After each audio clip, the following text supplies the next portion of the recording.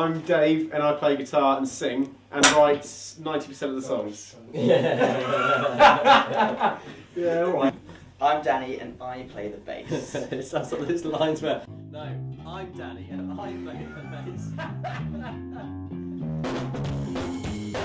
I am Chris and I play the guitar. Barely.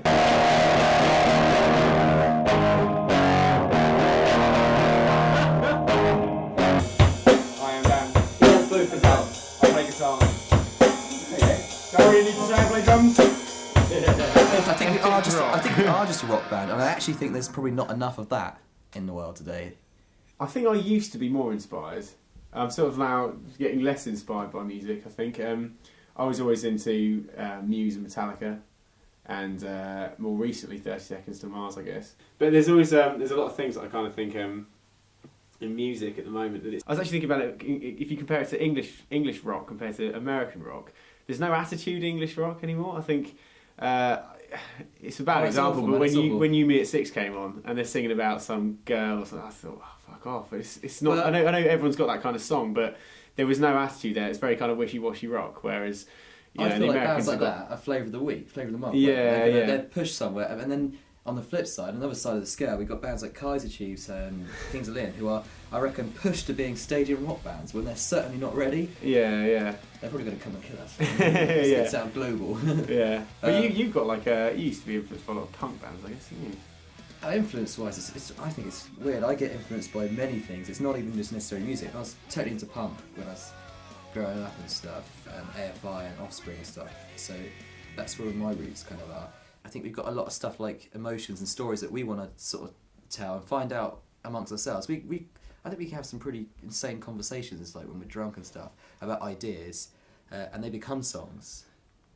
You know that thing where you got those bands who or musicians that have been through so much in their life, and like we've been through nothing. We've been typical bit just some badass wave of stalker girls. Yeah, exactly. So we've never really had anything to write about. And like, I think have you heard of Tim Minchin? He's like wrote a song about being a middle class rock star. And he just can't write about anything because he's. It makes me think like I reckon Bon Jovi's probably been telling a lot of lies. Yeah. Did Tommy used to work on the docks? Who is Tommy? Portsmouth's such a dead area to live and do anything. And I think I'm feeling the same with Southampton at the moment. We're not quite in Southampton yet.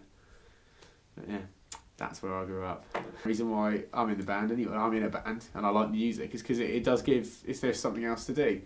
And, you know, I would find myself being one of those people that just ends up going out every Friday or Saturday night, working Monday to Friday, that kind of thing. And I don't really like the idea of doing that. Getting that routine, I think. This is what we're saying, is like we haven't got anything like that, because there wasn't really a music scene, certainly in the area. I mean, fucking cat in it. Fucking cat in it. He's loving it. Yeah, because you could say like actually like I remember watching videos about the punk sort of era, and like that's a whole sort of political movement and stuff that's happening around them, and conditions of being poor and stuff that's really influenced that music. We haven't got anything like that. No. I don't even think I was bullied at school. I wasn't even bullied. Shit. Yeah. Went to school, kind of wasn't really noticed by anybody, kind of kept on the radar. That's why you got that haircut. And then I thought, oh, what can I do? I've got to get a Nazi haircut. I went to college, and then I guess that's where I started liking rock music. Parents used to listen to, well, my mum mainly, was Diana Ross, and Michael Jackson actually was a big one. I went to see Michael Jackson when I was younger. Not a lot of people have. Actually, no, loads of people have. Yeah. Just not a lot of people my age. If you watch like a film and DVD and stuff, there's a lot of people. There's a lot of people there who've done it, yeah. And my dad was, what did he listen to? It's stuff. Dire Straits used to listen to a lot of that kind of stuff. Okay. But yeah, I don't take any of my influence from my parents. Parents music. Your parents into music? No, not really. I mean, so shit. Nor music. mine. Yeah. Mine aren't really. My mum was listening to Phil Collins. Actually, my dad listened to a lot of Phil Collins. There's a strong Phil Collins vibe in the band. Yeah. We really like that scene. He's a drummer. He's such a good drummer. What I love is about the idea that if you're with somebody, oh yeah, that's it. The routine. That's what you can watch it turn into routine quite easily, and there are people who are looking for love, and they find someone and are with that person, and they build a routine, and it's not a very good or healthy routine, but they think it's love. and then there are people who are in love and they get in such a routine they get bored and tired that it's like, are you in love, or is it just a routine that you're in love with? But you're probably not, and you're probably feeling resentment. I actually think that the idea, like when you first meet someone, the kind of lustful feeling, that's probably it there that people are after. It's probably why a lot of people cheat. Well, it's got to be Not on the record. Yeah. But yeah, apart from that, it's just like. I think the ultimate is to have lust every day of your life. Yeah. Okay. That's like you want to find the right people. You want to find the people who want to do it, want to commit to it, have the talent, and you want to find someone that you're actually going to enjoy being around. Can we make sure you've got enough shots of Danny's haircut? And this is at Gels. Yeah. No way out. This is a bad haircuts. And probably feed off of and like have ideas with. So it's quite tricky to do that. I'd say if there was friction, it'd be between me and Dan, but that's only because I think we've known each other for so long. So it's almost like. And he's a prick. And I fucking hate that guy. I hate that guy. Fucking firefighting all the time. I'd say that's probably the biggest friction. Oh, it just happened for me. I remember my brother saying he wants a guitar for Christmas, and I thought, yeah, I'll have one. I'll get one of them as well. So I got a guitar for Christmas, and then we just made a band at a party. We were almost joking around. Then we started playing some cover songs. It's like I never ever thought about writing a song before, so I wrote a couple of songs, and some of them They sounded wank. They sounded wank, so we hired a writer. No, they sounded alright. Especially they did, yes. But live shows are fantastic, and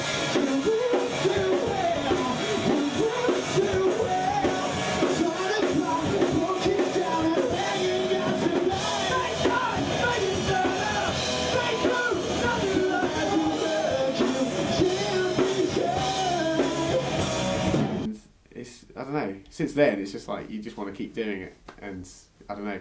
Yeah, it's funny because you can get like no one's not that bad.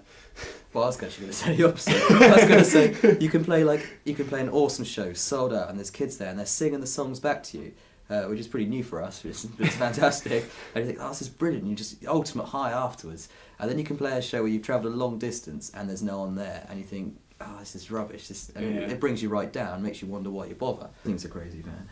The ones that you find out on your doorstep. The ones that you wake up with. I won't say that.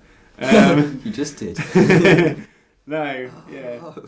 Any crazy fans? I remember getting a guy from Pakistan once, and the other thing, he started making artwork and things like that, and having loads of artwork of my face. That's a bit weird.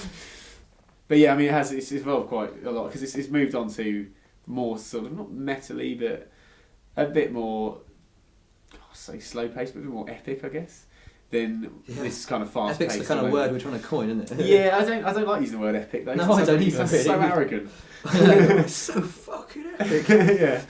So like, I think next year it is going to be looking at tours, looking at gigs outside the city. It has to be, else we're not going to get anywhere. So I think we've got a good sort of ground from that tour. Yeah, and it's always interesting. I think the only thing the only thing that makes it feel a little bit like we faked it or copped out is because we booked the venues where we had to.